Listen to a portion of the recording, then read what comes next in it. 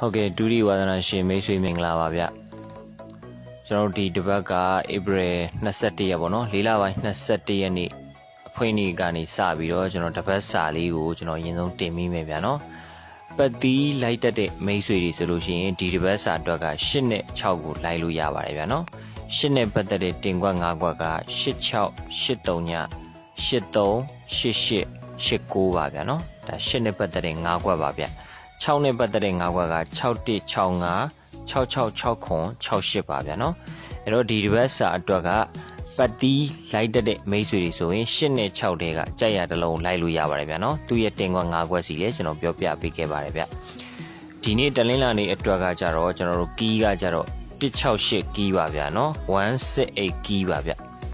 168ကီးနဲ့ကျွန်တော်တို့ယူရီးယားထိပ်စီးပေါ့နော်ယူရီးယားထိပ်စီးကကြတော့ဒီနေ့အတွက်ကနေကုန်ပေါ့နော်ခွန်3ည2ပါဗျာနော်အဲ့တော့ကျွန်တော်တို့ခွန်3ည2ထိပ်စီကို168နဲ့ကတ်မယ်ဆိုရင်ခွန်1ခွန်6ခွန်8 3ည1 3ည6 3ည8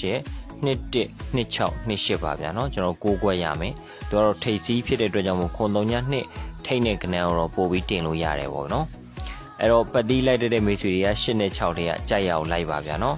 ဒီလိုနေတဲ့ပဲကစားခြင်းတဲ့သူတွေကကြတော့ဒီခွန်3ည2ကို168နဲ့ကတ်တဲ့ဟာကိုကစားပါဗျာနော်ကျွန်တော်စီမှာအခွေလာဝယ်ပြီးတော့ကစားတဲ့လူတွေကကြတော့အခွေတစ်မျိုးတည်းကိုပဲဇာတိုကစားပါဗျာနော်နေတိုက်လေးလိုက်တယ်ပတ်သီးလေးလိုက်တယ်အခွေလေးလိုက်တယ်ဆိုလို့ရှိရင်တော့အခွေကထွက်လာလို့ရှိရင်လည်းမြတ်မှာမဟုတ်ဗျာနော်ဒါကြောင့်မို့အခွေကစားတဲ့သူတွေကအခွေတီးတဲ့တစ်မျိုးပဲကစားပါပတ်သီးလိုက်တဲ့သူတွေကလည်းပတ်သီးတီးတဲ့တစ်မျိုးပဲကစားပါဗျာနော်နေတိုက်ကစားခြင်းတဲ့လူကလည်းနေတိုက်တစ်မျိုးပဲကစားပါဗျာ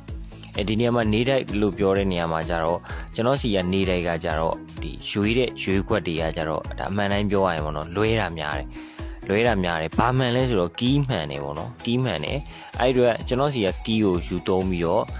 ကို့မှာရှိတဲ့1 chain တွေဒါမှမဟုတ်17နာရီဝင်ကျင်လောက် hot day စီထွက်လာလို့ hot day စီနဲ့ကတ်ချင်လဲကတ်ပေါ့ဗျာနော်အဲ့လိုလေးကစားခြင်းနဲ့မိတ်ဆွေတွေအဲ့လိုလေးကစားပါဗျကျွန်တော်လည်းအတက်နိုင်ဆုံးအကောင်းဆုံးတော့ဒါရွေးခွက်တွေကရွေးပေးတာပဲဒါပေမဲ့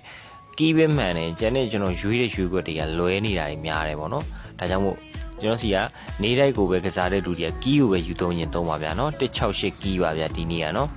အဲ့တော့ပတ်သီး